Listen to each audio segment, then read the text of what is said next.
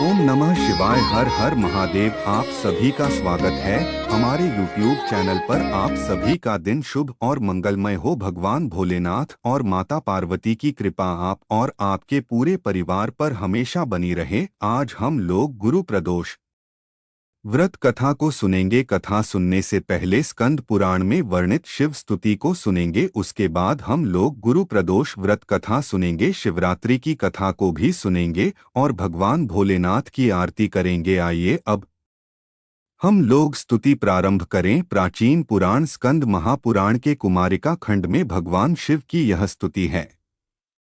भगवान शिव की स्तुति का पाठ करने से हर संकट से मुक्ति मिलती है और सभी मनोकामनाएं पूरी होती हैं। शिव स्तुति का पाठ सुनने से भी इच्छित फलों की प्राप्ति होने की मान्यता है। स्कंदजी बोले, जो सब प्रकार के रोग शोक से रहित हैं, उन कल्याण स्वरूप भगवान शिव को नमस्कार है। जो सबके भीतर मन रूप से निवास करते हैं, उन भगवान शिव को नमस्कार है। संपूर्ण देवताओं से पूजित भगवान शंकर को नमस्कार है। भक्तजनों पर निरंतर कृपा करने वाले आप भगवान महेश्वर को नमस्कार है। सबकी उत्पत्ति के कारण भगवान भव को नमस्कार है। भगवान, आप भव के उद्भव, संसार के सृष्टा हैं, आपको नमस्कार है। कामदेव का विध्वंस करने वाले आपको नमस्कार है। आप गूढ़ भाव से महान व्रत का पालन करने वाले हैं, आपको नमस्कार है। आप मायारूपी गहन वन के आश्रय हैं अथवा सबको आश्रय देने वाला आपका स्वरूप योगमाया समावृत होने के कारण दुर्बोध है, आपको नमस्कार है। प्रलयकाल में जगत का संहार करने वाले शर्व नामधारी आपको नमस्कार है। शिवरूप आपको नमस्कार है। आप पुरातन सिद्धरूप हैं, आपको नमस्कार है। कालरूप आपको नमस्कार है। आप सबकी कलना गणना करने वाले होने के कारण काल नाम से प्रसिद्ध हैं, आपको नमस्कार है। आप काल की कला का अतिक्रमण करके उससे बहुत दूर रहते हैं, आपको नमस्कार है। आप स्वाभाविक ऐश्वर्य से संपन्न हैं, आपको नमस्कार है। आप अप्रमेय महिमा वाले वृषभ तथा महासमृद्धि से संपन्न हैं, आपको नमस्कार है। आप सबको शरण देने वाले हैं, आपको नमस्कार है। आप ही निर्गुण ब्रह्मा हैं, आपको नमस्कार है। आपके अनुगामी सेवक भयानक गुण संपन्न हैं, आपको नमस्कार है। नाना भुवनों पर अधिकार रखने वाले आपको नमस्कार है। भक्तों को मनोवांछित फल प्रदान करने वाले आपको नमस्कार है। भगवान, आप ही कर्मों का फल देने वाले हैं, आपको नमस्कार है। आप ही सबका धारण पोषण करने वाले धाता तथा उत्तम कर्ता हैं, आपको सर्वदा नमस्कार है। आपके अनंत रूप हैं, आपका कोप सबके लिए असह्य है, आपको सदैव नमस्कार है। आपके स्वरूप का कोई माप नहीं हो सकता, आपको नमस्कार है। वृषभेंद्र को अपना वाहन बनाने वाले आप भगवान महेश्वर को नमस्कार है। आप सुप्रसिद्ध महौषध रूप हैं, आपको नमस्कार है। समस्त व्याधियों का विनाश करने वाले आपको नमस्कार है। आप चराचर स्वरूप, सबको विचार तत्व निर्णयात्मिका शक्ति देने वाले कुमारनाथ के नाम से प्रसिद्ध तथा परम कल्याण स्वरूप हैं, आपको नमस्कार है। प्रभु, आप मेरे स्वामी हैं, संपूर्ण भूतों के ईश्वर एवं महेश्वर हैं। आप ही समस्त भोगों के अधिपति हैं। वाणी, बल और बुद्धि के अधिपति भी आप ही हैं। आप ही क्रोध और मोह पर शासन करने वाले हैं। पर और अपर, कारण और कार्य के स्वामी भी आप ही हैं। सबकी हृदय गुहा में निवास करने वाले परमेश्वर तथा मुक्ति के अधीश्वर भी आप ही हैं, आपको नमस्कार है। शिवजी ने कहा, जो लोग सायंकाल और प्रातः काल पूर्ण भक्तिपूर्वक तुम्हारे द्वारा की हुई इस स्तुति से मेरा स्तवन करेंगे, उनको जो फल प्राप्त होगा उसका वर्णन करता हूँ, सुनो। उन्हें कोई रोग नहीं होगा, दरिद्रता भी नहीं होगी तथा प्रियजनों से कभी वियोग भी न होगा। वे इस संसार में दुर्लभ भोगों का उपभोग करके मेरे परमधाम को प्राप्त करेंगे। इति श्री स्कंदमहापुराणे कुमारिका खंडे शिवस्तुति संपूर्णा। त्रयोदशी तिथि में सायंकाल को प्रदोष काल कहा जाता है। प्रदोष व्रत को डोट मंगलकारी एवं शिव की कृपा दिलाने वाला माना गया है। गुरु प्रदोष त्रयोदशी व्रत करने वाले को 100 गायें दान करने का फल प्राप्त होता है तथा यह सभी प्रकार के कष्ट और पापों को नष्ट करता है। इस व्रत की कथा श्रवण करने से यानी सुनने से ऐश्वर्य और विजय का शुभ वरदान मिलता है। गुरु प्रदोष व्रत शत्रुओं का विनाश करने वाला भी माना गया।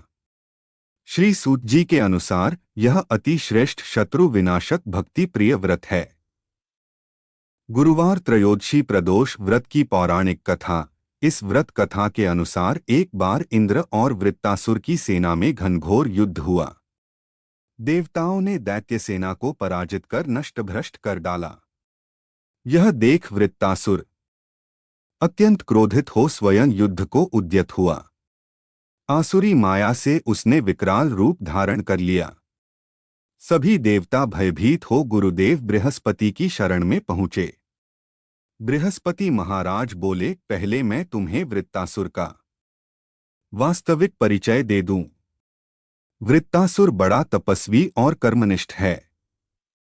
उसने गंधमादन पर्वत पर घोर तपस्या कर शिवजी को प्रसन्न किया। पूर्व समय में वह चित्ररथ नाम का राजा था।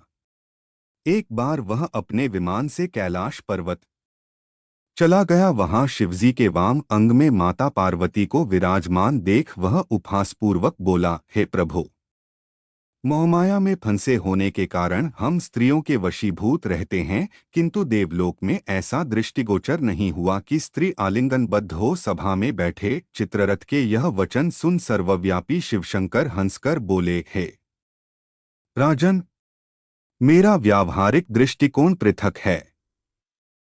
मैंने मृत्युदाता कालकूट महाविष का पान किया है, फिर भी तुम साधारण जन की भांति मेरा उपहास उड़ाते हो। माता पार्वती क्रोधित हो चित्ररथ से संबोधित हुई, अरे दुष्ट, तूने सर्वव्यापी महेश्वर के साथ ही मेरा भी उपहास उड़ाया है, अतएव मैं तुझे वह शिक्षा दूंगी कि फिर तू ऐसे संतों के उपहास का दुस्साहस नहीं करेगा। अब तू दैत्य स्वरूप धारण कर विमान से नीचे गिर, मैं तुझे शाप देती हूँ। जगदम्बा भवानी के अभिशाप से चित्ररथ राक्षस योनि को प्राप्त हुआ और त्वष्टा नामक ऋषि के श्रेष्ठ तप से उत्पन्न हो वृत्तासुर बना। गुरुदेव बृहस्पति आगे बोले, वृत्तासुर बाल्यकाल से ही शिवभक्त रहा है, अत हे इंद्र, तुम बृहस्पति प्रदोष व्रत कर शंकर भगवान को प्रसन्न करो। देवराज ने गुरुदेव की आज्ञा का पालन कर बृहस्पति प्रदोष व्रत किया। गुरु प्रदोष व्रत के प्रताप से इंद्र ने शीघ्र ही वृत्तासुर पर विजय प्राप्त कर ये और देवलोक में शांति छा गई। अत प्रदोष व्रत हर शिव भक्त को अवश्य करना चाहिए। पूर्व काल में चित्रभानु नामक एक शिकारी था। जानवरों की हत्या करके वह अपने परिवार को पालता था। वह एक साहूकार का कर्जदार था, लेकिन उसका ऋण समय पर न चुका सका। क्रोधित साहूकार ने शिकारी को शिवमठ में बंदी बना लिया। संयोग से उस दिन शिवरात्रि थी। शिकारी ध्यानमग्न होकर शिव संबंधी धार्मिक बातें सुनता रहा। चतुर्दशी को उसने शिवरात्रि व्रत की कथा भी सुनी। शाम होते ही साहूकार ने उसे अपने पास बुलाया और ऋण चुकाने के विषय में बात की। शिकारी अगले दिन सारा ऋण लौटा देने का वचन देकर बंधन से छूट गया। अपनी दिनचर्या की भांति वह जंगल में शिकार के लिए निकला, लेकिन दिन भर बंदी गृह में रहने के कारण भूख प्यास से व्याकुल था। शिकार खोजता हुआ वह बहुत दूर निकल गया। जब अंधकार हो गया तो उसने विचार किया कि रात जंगल में ही बितानी पड़ेगी। वह वन एक तालाब के किनारे एक बेल के पेड़ पर चढ़कर रात बीतने का इंतजार करने लगा। बिल्व वृक्ष के नीचे शिवलिंग था जो बिल्वपत्रों से ढका हुआ था। शिकारी को उसका पता न चला। पड़ाव बनाते समय उसने जो टहनियां तोड़ी वे संयोग से शिवलिंग पर गिरती चली गई। इस प्रकार दिन भर भूखे प्यासे शिकारी का व्रत भी हो गया और शिवलिंग पर बिल्वपत्र भी चढ़ गए। एक पहर रात्रि बीत जाने पर एक गर्भिणी हिरनी तालाब पर पानी पीने पहुंची। शिकारी ने धनुष पर तीर चढ़ाकर ज्यों ही प्रत्यंचा खींची, हिरनी बोली, मैं गर्भिणी हूं, शीघ्र ही प्रसव करूंगी। तुम एक साथ दो जीवों की हत्या करोगे, जो ठीक नहीं है। मैं बच्चे को जन्म देकर शीघ्र ही तुम्हारे समक्ष प्रस्तुत हो जाऊंगी, तब मार लेना। शिकारी ने प्रत्यंचा ढीली कर दी और हिरनी जंगली झाड़ियों में लुप्त हो गई। प्रत्यंचा चढ़ाने तथा ढीली करने के वक्त कुछ बिल्व पत्र अनायास ही टूटकर शिवलिंग पर गिर गए। इस प्रकार उससे अनजाने में ही प्रथम प्रहर का पूजन भी संपन्न हो गया। कुछ ही देर बाद एक और हिरनी उधर से निकली। शिकारी की प्रसन्नता का ठिकाना न रहा। समीप आने पर उसने धनुष पर बाण चढ़ाया। तब उसे देख हिरनी ने विनम्रतापूर्वक निवेदन किया, हे शिकारी, मैं थोड़ी देर पहले ऋतु से निवृत्त हुई हूं, कामातुर विरहिणी हूं, अपने प्रिय की खोज में भटक रही हूं। मैं अपने पति से मिलकर शीघ्र ही तुम्हारे पास आ जाऊंगी। शिकारी ने उसे भी जाने दिया। 2 बार शिकार को डोट खोकर उसका माथा ठनका। वह चिंता में पड़ गया। रात्रि का आखिरी पहर बीत रहा था। इस बार भी धनुष से लगकर कुछ बेलपत्र शिवलिंग पर जा गिरे तथा दूसरे प्रहर की पूजन भी संपन्न हो गई। तभी एक अन्य हिरनी अपने बच्चों के साथ उधर से निकली। शिकारी के लिए यह स्वर्णिम अवसर था। उसने धनुष पर तीर चढ़ाने में देर नहीं लगाई। वह तीर छोड़ने ही वाला था कि हिरनी बोली, हे शिकारी, मैं इन बच्चों को इनके पिता के हवाले करके लौट आऊंगी। इस समय मुझे मत मारो। शिकारी हंसा और बोला, सामने आए शिकार को छोड़ दूं, मैं ऐसा मूर्ख नहीं। इससे पहले मैं 2 बार अपना शिकार खो चुका हूं। मेरे बच्चे भूख प्यास से व्यग्र हो रहे होंगे। उत्तर में हिरनी ने फिर कहा, जैसे तुम्हें अपने बच्चों की ममता सता रही है, ठीक वैसे ही मुझे भी। हे शिकारी, मेरा विश्वास करो, मैं इन्हें इनके पिता के पास छोड़कर तुरंत लौटने की प्रतिज्ञा करती हूं। हिरनी का दुख भरा स्वर सुनकर शिकारी को उस पर दया आ गई। उसने उस मृगी को भी जाने दिया। शिकार के अभाव में तथा भूख प्यास से व्याकुल शिकारी अनजाने में ही बेलवृक्ष पर बैठा बेलपत्र तोड़ तोड़कर नीचे फेंकता जा रहा था। पौ फटने को हुई तो एक हष्टपुष्ट मृग उसी रास्ते पर आया। शिकारी ने सोच लिया कि इसका शिकार वह अवश्य करेगा। शिकारी की तनी प्रत्यंचा देखकर मृग विनीत स्वर में बोला, हे शिकारी, यदि तुमने मुझसे पूर्व आने वाली 3 मृगियों तथा छोटे छोटे बच्चों को मार डाला है, तो मुझे भी मारने में विलंब न करो, ताकि मुझे उनके वियोग में एक क्षण भी दुख न सहना पड़े। मैं उन हिरनियों का पति हूं। यदि तुमने उन्हें जीवनदान दिया है, तो मुझे भी कुछ क्षण का जीवन देने की कृपा करो। मैं उनसे मिलकर तुम्हारे समक्ष उपस्थित हो जाऊंगा। मृग की बात सुनते ही शिकारी के सामने पूरी रात का घटनाचक्र घूम गया। उसने सारी कथा मृग को सुना दी। तब मृग ने कहा, मेरी तीनों पत्नियां जिस प्रकार प्रतिज्ञाबद्ध होकर गई हैं, मेरी मृत्यु से अपने धर्म का पालन नहीं कर पाएंगी। आठ जैसे तुमने उन्हें विश्वासपात्र मानकर छोड़ा है, वैसे ही मुझे भी जाने दो। मैं उन सब के साथ तुम्हारे सामने शीघ्र ही उपस्थित होता हूं। शिकारी ने उसे भी जाने दिया। इस प्रकार प्रात हो आई। उपवास, रात्रि जागरण तथा शिवलिंग पर बेलपत्र चढ़ने से अनजाने में ही पर शिवरात्रि की पूजा पूर्ण हो गई। पर अनजाने में ही की हुई पूजन का परिणाम उसे तत्काल मिला। शिकारी का हिंसक हृदय निर्मल हो गया। उसमें भगवत शक्ति का वास हो गया। थोड़ी ही देर बाद वह मृग सपरिवार शिकारी के समक्ष उपस्थित हो गया ताकि वह उनका शिकार कर सके, किंतु जंगली पशुओं की ऐसी सत्यता, सात्विकता एवं सामूहिक प्रेम भावना देखकर शिकारी को बड़ी ग्लानि हुई। उसने मृग परिवार को जीवनदान दे दिया। अनजाने में शिवरात्रि के व्रत का पालन करने पर भी शिकारी को मोक्ष की प्राप्ति हुई। जब मृत्यु काल में यमदूत उसके जीव को ले जाने आए तो शिवगणों ने उन्हें वापस भेज दिया तथा शिकारी को शिवलोक ले गए। शिवजी की कृपा से ही अपने इस जन्म में राजा चित्रभानु अपने पिछले जन्म को याद रख पाए तथा महाशिवरात्रि के महत्व को जानकर उसका अगले जन्म में भी पालन कर पाए। शिकारी की कथानुसार महादेव तो अनजाने में किए गए व्रत का भी फल देते हैं, पर वास्तव में महादेव शिकारी की दया भाव से प्रसन्न हुए। अपने परिवार के कष्ट का ध्यान होते हुए भी शिकारी ने मृग परिवार को जाने दिया।